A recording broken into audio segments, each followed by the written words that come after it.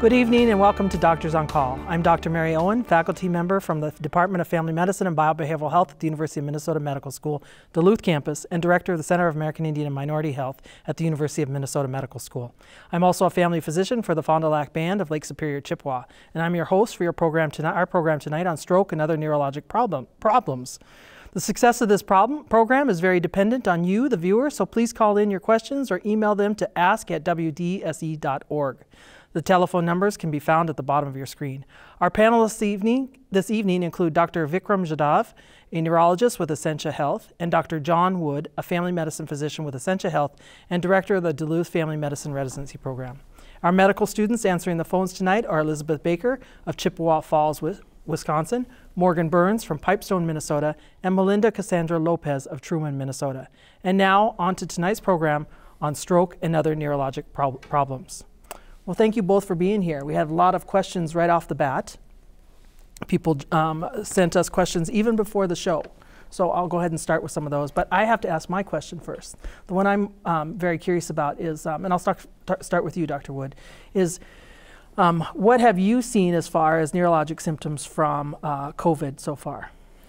Well, in our clinic, or in our experience in our clinic, has basically been more of the cognitive slowing, long-term kind of effects, not so many of the immediate sequelae. I mean, you could say that loss of smell and taste, certainly those are onset and very common symptoms in COVID, but many of those are going to resolve over time. But obviously the more serious things, Mary or Dr. Owen, are the long haul, kind of the cognitive slowing that is really hard to predict who will get that. And the treatment, of course, is mainly supportive at this point. And it's very devastating for those who get that and very unpredictable as well. So that's been the main thing we've had to deal with. Dr. Vic, anything to add on the long-term sequelae that you've seen? Sure. I mean, we have seen some, and I'm a stroke neurologist, so I tend to see patients who have strokes after COVID, because these are probably the patients who have had a bigger affliction of COVID infection. Dr. Wood probably sees the patients who are coming to the clinic and more stable. So COVID, as we know, has a huge spectrum, and some patients can be even asymptomatic after getting the infection, whereas some patients could be knocking on the doors of death. Unfortunately, it could be a really bad situation. What we have seen is COVID does increase your risk for stroke in certain cases, because the COVID infection, it causes more inflammation and causes what we call a hypercoagulable state. So that kind of like thickening of the blood. So this promotes more clot formation, and these clots can form in any organ. It can form, the clots can form in your lungs, they can form in your kidneys, and more importantly, if those clots form in the blood vessels of the head or the neck, then you're going to be left with very devastating strokes. That must be really difficult, because a lot of patients, while being treated in the ICU, are probably developing some of these symptoms. Exactly. And so limited on care on what we can do for people. So let's just turn right to neurological diseases. What should bystanders recognize as stroke symptoms, and how should they act to help? And I'll go to you, Dr. Wood. Well, you've probably heard of that FAST mnemonic. For those of you who hadn't, it would be facial asymmetry, like all of a sudden you got a droopy face. So there's different kinds of stroke, but if we're talking about an ischemic stroke where you kind of lose blood to a certain part of your brain, and Dr. Vic may talk about that in more detail, it's usually pretty darn sudden. You're fine, and then all of a sudden you're not, and then it's really bad right away. And so what that would be is the fast things. Think about facial asymmetry, arm drooping. I can't hold my arm up, and then my speech is kind of slurred. And then the T part is time, because what we're talking about is time, and that's probably something we're going to focus on today. But so the first part is you recognize there's something going on with this bystander. You may have not even met this person, but you got to act fast. And then the next thing is to try to recognize that, and then get 911 involved and get the emergency system involved, because then you could kind of take over and end up where you need to be to kind of get this problem taken care of with more definitive treatment. So that's where I'd start with that, is those kind of symptoms. Sometimes they can be more subtle, obviously. You can have some cognitive issues, or you can be confused, or you can be you're not walking properly. You know, it's a spectrum of things, but the thing I'm really talking about, at least for a lot of bystanders, be easier to recognize, would be those three symptoms. Thank you. Dr. Vic, anything to add? And also, can you extrapolate on the time piece? Sure, yeah, I will. And thanks, Dr. Wood summarized it very well. The new acronym has been expanded a little bit to encourage people to even identify some of the rarer stroke symptoms, and that would be B fast. So we just added the BE to the fast, yeah. and the B stands for balance. So sometimes patients these are patients who are having stroke in the back of their head, and they might just have lack of balance. Their coordination is all over the place. They might experience some nausea, vomiting. So that B is for balance, E is for eyes. So you might have loss of vision in just one eye, or you may not be able to see on one side of your visual field. And then the remaining acronym remains the same, FAST. So face, arm, leg, slurred speech, and T is for time. So the most important thing, if you identify any of these B fast symptoms, time is very essential, and you should call 911 or go to the nearest ER, because if you can get to the nearest ER, then you are eligible to get the clot busting medication. And this is a life-saving medication, because if you can get to the ER within the first 4.5 hours, in some instances up to 3 hours, then you are eligible to get the clot busting medication. Because after 4.5 hours, according to the clinical trials, the efficacy is probably not as much. Of course, once you go to the ER, then there is a quick sequence of events which actually gets expedited by alerting what we call a stroke code, a stroke alert, or in different parts of the country, it's called a brain attack or a brain code. And the patient is rushed to the CT scanner immediately to make sure that we are dealing with the more common ischemic variety of stroke, wherein the clot might be blocking one of the blood vessels, or the patient is not getting enough oxygen to the brain via the blood supply, and not the hemorrhagic stroke or the bleeding stroke. And once we identify that the CT scan doesn't show any bleed and the patient is eligible to get the clot busting medication, we give the medication quickly. And what would be the next step if that didn't work, or if you wanted to, if that were a bigger clot? Excellent. Yeah, and that is very dear to my heart, actually, because that's what I specialize in. It's the role of the interventional neurologist.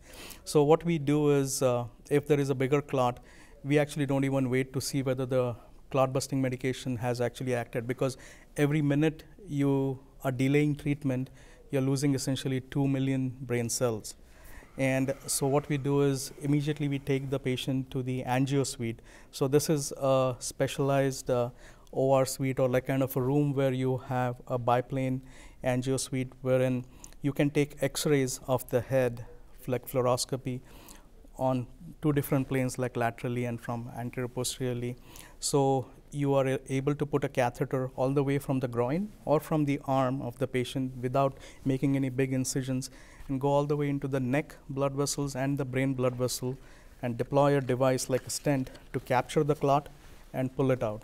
And many a times we have some really good results with patients. As soon as the clot comes out, the blood flow is restored to the brain, and the patients who were previously not able to talk, or they had complete paralysis on one side of their body, are able to move and do a lot of things. I mean, these are the best possible results, but we see a lot of good results with this kind of a treatment.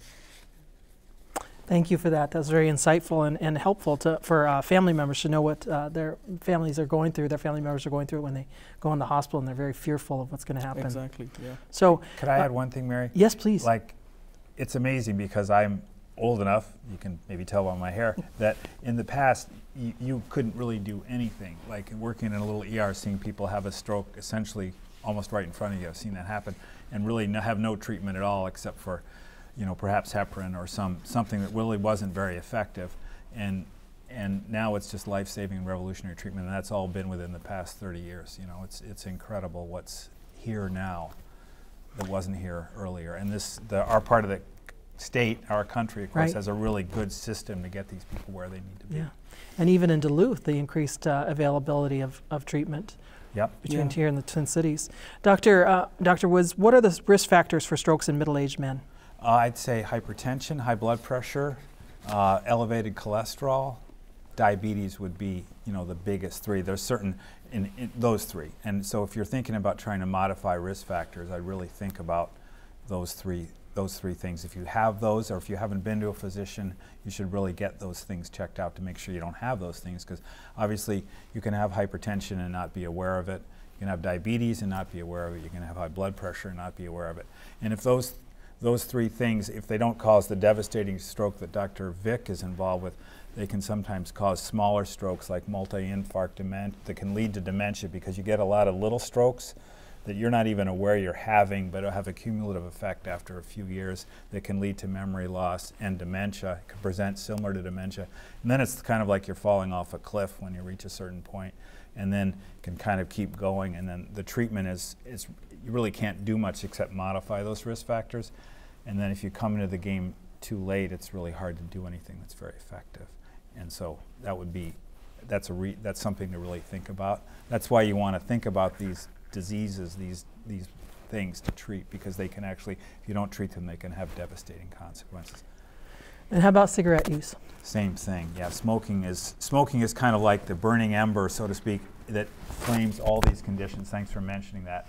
And kind of amplifies everything, you know. So, and that's certainly a very modifiable risk factor and something we're aware that we're doing. And so when your physician talks to you about smoking, or your advanced care provider talks to you about smoking, they're doing it out of concern for you. I know it may seem like it's annoying, and they might feel like you're badgering them, but trust me, stopping smoking is probably the best thing you can do for your health. Anything to add, Dr. Vic, on those risk factors for middle-aged men or women? Yeah, that's right. I mean, you did cover like the big factors are the high blood pressure, bad cholesterol, diabetes, smoking. Sometimes you can have non-modifiable factors, something that you're born with. So sometimes, depending on the age of the patient and their presentation, we also look for some genetic factors that patients may be having. And then we order the blood test to find out those kind of strokes. We also advise patients to make sure there is no recreational drug use, because sometimes that can be across the board regardless of the age. That can cause strokes as well. Definitely. Yeah, I think people aren't always aware of that. You mentioned the genetic. I think that not everybody realizes that the cholesterol can be a genetic factor. Exactly. Cholesterol could be a genetic factor too. And so you have increased cholesterol, that it's going to clog up your arteries, and definitely it's going to cause a lot of stroke-like events. Speaking of the dementia that you mentioned can be a sequelae of the strokes, what are your thoughts, Dr. Vic, on, I'm not going to say this right, but I'll just go to the brand name, Aduhelm, to treat Alzheimer's, aducanumab. Does that sound familiar? It must be one of the medications for Alzheimer's. Yeah. The newer one. One of the newer medications. I mean, there are a couple of classes of medications for Alzheimer's, and they are like the NMDA receptor antagonists, and then there is like the acetylcholine receptor inhibitors. And again, the most important thing is the medications that we do have, they have gone through some clinical trials to show that there is efficacy. And with Alzheimer's patients or any dementia patients, most important thing we try to convey to the families is early recognition, because there is always a reticence about something going wrong with yourself. You're never going to accept it. And it's only when the patients come and we put them through some barrage of tests, and I try to make sure that the family members are around to see this, and it's only then they start realizing, oh, wow, you cannot even remember 2 words that we have been asking you to remember, and now it becomes very obvious. Many a times Alzheimer's doesn't even come to recognition by family as well as the patient themselves till they have a big event. Like they may crash their car, or they may do something wrong in the house. And then it becomes very obvious that they are not even able to cope with like some simple tasks that they used to be able to do easily 5-10 years ago.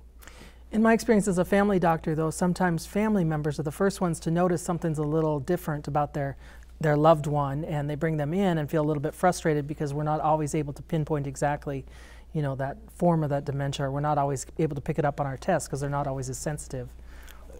I agree, and family members are a very good resource. Many a times I have seen that family members who live with the patient may not be as in tune, rather than family members who have seen the patient after 6 months or so, because then they can appreciate the difference. So I usually feel, oh, after Thanksgiving, after Christmas, then we get a few calls. Nana is just not the same anymore. There is something different about her. That's really interesting.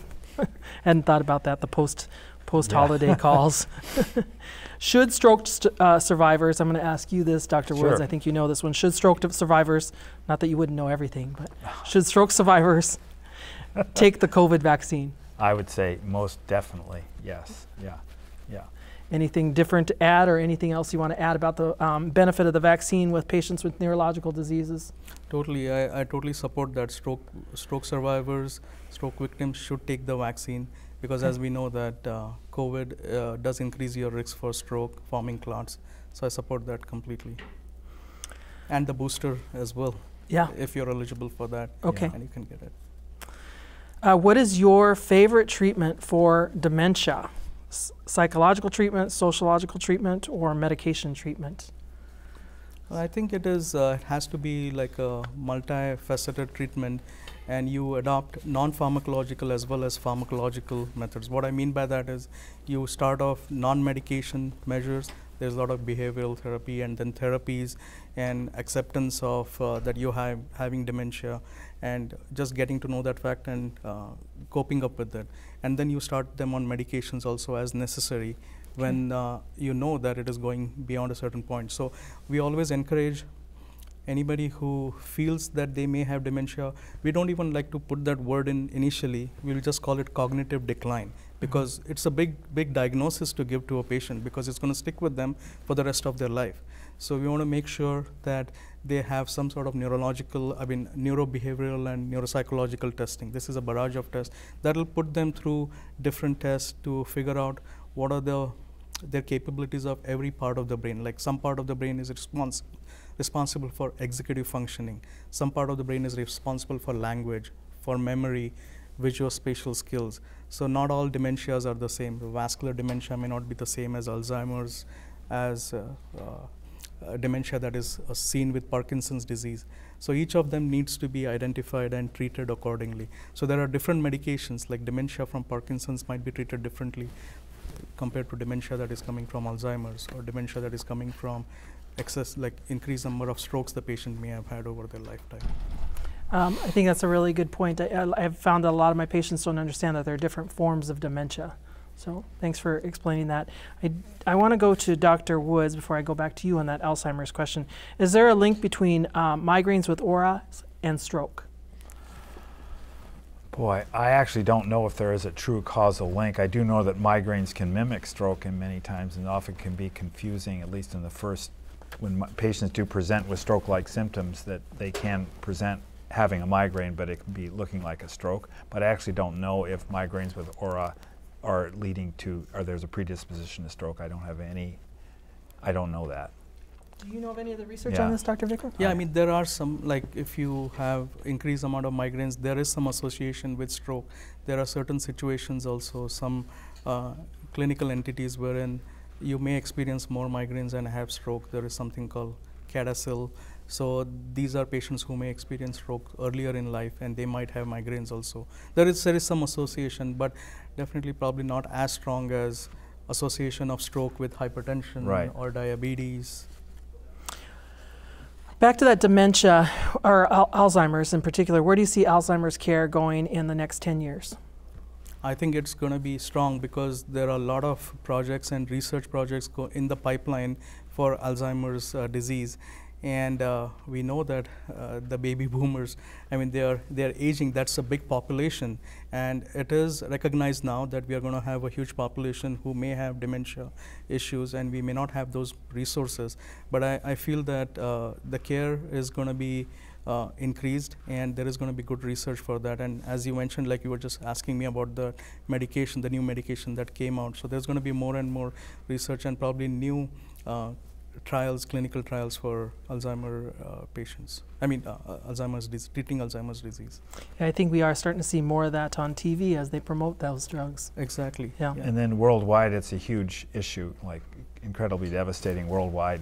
Alzheimer's disease is, devastating, and lots of resources need to be taken to try to treat this disease, or at least support individuals and families that have this disease. That's very tragic, because if you think that in a country as rich as ours, people struggle to support their family members with dementia, and what's it going to look like in countries without the resources that we have? Exactly, yeah. People are going to be there has to be good education and acceptance of the fact that, okay, embrace the disease. This is not something that you can shy away from, and just learn to live with what you can do and how you can cope up with this.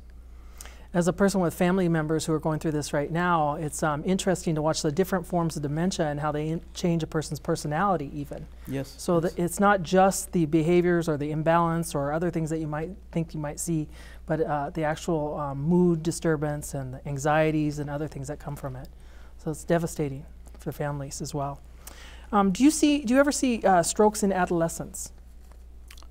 Yeah, we do see strokes in young people, and they tend to be either something that is genetics, or something that they might have inherited, or it could be even related to, like as I said, like if there is drug use or something, and that can be a big component of strokes, because these are strokes that can be easily avoided. And these strokes also can tend to be devastating, because some of these are these recreational drugs. They can cause spasming of the vessels. They can cause clots to form, and they can be easily avoided, essentially. So are there other risk factors besides illicit drug use? Yeah, the genetic factors can be seen in adolescents very frequently. Okay. Yeah, I mean, you can have adolescents who, for example, have sickle cell disease, and they can have higher incidence of stroke as well. Thank you for that. Someone asked about the Watchman procedure. Does that sound familiar? Yeah, so the Watchman procedure, it more or less, I mean, it comes into the realm of cardiology, but we do deal with, we work with cardiologists who do this procedure frequently. So the Watchman device is essentially to take care of patients who are on blood thinners for preventing stroke, because they have something called atrial fibrillation. And atrial fibrillation is like an abnormal heart rhythm in the upper chambers of the heart called the atria. And if somebody has atrial fibrillation, they have a higher propensity to form clots. Mm-hmm. And these clots, if they happen to enter into the blood vessel in the neck and thereby go into the brain, the patient can have more strokes. So the patients are put on blood thinners. But if they cannot tolerate the blood thinner, maybe they have a stomach ulcer or they have bleeding issues elsewhere, then the Watchman device can be done to close off one of the appendages in the atrium and try and take them off the blood thinners. So that's the advantage of the Watchman device. And I think this procedure is done by our cardiologists as well over here in Duluth. So this procedure can be done in Duluth. Thank you for that. And speaking on the same subject, I have, and Dr. Wood, I think you can answer this one. I have atrial fibrillation, still having episodes. I'm now on blood thinners. Will I have to be on the blood thinners for the rest of my life to prevent stroke? The simple answer is yes. Yeah, there's been a lot of studies done about this. Is CHADS, VAS scores and things is a way to identify patients who are at a risk for stroke. Because like Dr. Vick said, when you have atrial fibrillation, these upper chambers are beating abnormally, and because they're not beating efficiently, you can get clots that are forming, and then those clots can shower and go to parts of your body that can cause, obviously, strokes in your brain. So the blood thinners, yes. And the good news is there's many different kinds of blood thinners now, and they work a little bit differently. And if you're not on warfarin or Coumadin, you don't have to go in and get the constant monitoring that I think a lot of us grew up with or are used to. So yes, but the simple answer is yes for that individual. Yeah, one of our callers was curious about the drug Xarelto. Can you say anything else about it? It's one of those blood thinners. So it's one of the newer blood thinners, which is not like warfarin, but it's kind of like similar mechanism. And it is, when they compared the trials and did the trials, we call these medications as NOACs, so novel oral anticoagulants, and they can be used instead of warfarin. The advantage of these medications like Xarelto, Pradaxa, and again, I'm just loosely using their trade names also. It's not like I'm endorsing the product, just to clarify. Xarelto, Pradaxa, Eliquis, which is called apixaban. So these medications, you do not have to do the INR checks. So if you're taking the medication regularly as advised, be it twice a day or once a day, you do not have to go to a warfarin clinic to do your INR checks and thereby having to adjust your diet or your lifestyle accordingly to make sure that the drug level remains constant in your body. That's the big advantage of using the NOACs over the warfarin medication. Well, incredibly important for family members who are always worried about those falls. Yeah. Exactly. We only have a couple minutes left, but I just want you to clarify. I think some viewers are still a little bit concerned or question the connection between Alzheimer's and dementia. So can you clarify that for people? There are different types. Yeah, so Alzheimer's is essentially a type of dementia. There are different types of dementia. And the commonest one, the most popular one, as we know, is called the Alzheimer's dementia. And then the other dementias could be vascular dementia. So this is a dementia that can happen because of stroke risk factors or heart risk factors. And people who have strokes, not only because of clots in their blood vessels, but these could be very small blood vessels which are smaller than the diameter of your hair, cannot even be seen. And if these blood vessels over time, if high blood pressure, bad cholesterol, diabetes is not controlled, these blood vessels can give out. And you can have strokes from these. So if you have multiple strokes over your lifetime, then you can have something what we call vascular dementia. So that's a different kind of dementia. Then you have dementia which is related to Parkinson's disease. So in that case, you will have Parkinsonian symptoms. So you will have some tremors, and then you can have some rigidity and bradykinesia. So what I mean by that is like slowness of the movement. So along with the Parkinson's, you're going to have some dementia, and this dementia tends to manifest in different ways. So you can have more of like sometimes emotional outburst, and sometimes you can have hallucinations. This is called Lewy body dementia. That is what you see with Parkinson's. Then there is some other dementia called frontotemporal, in which case you have more of the executive functioning loss. So the most important thing is to go to a neurologist and make sure that you figure out what kind of dementia and cognitive decline you have and address it accordingly. Thank you, Dr. Vic. That was excellent. I want to thank our panelists, Dr. Vikram Jadhav and Dr. John Wood, and our medical student volunteers, Elizabeth Baker, Morgan Burns, and Melissa Cassandra Lopez. Please join Dr. Peter Nalen next week for a program on upper GI problems, when his panelists will be Dr. Victoria Heron and Dr. John Reich. Thank you for watching, and good night.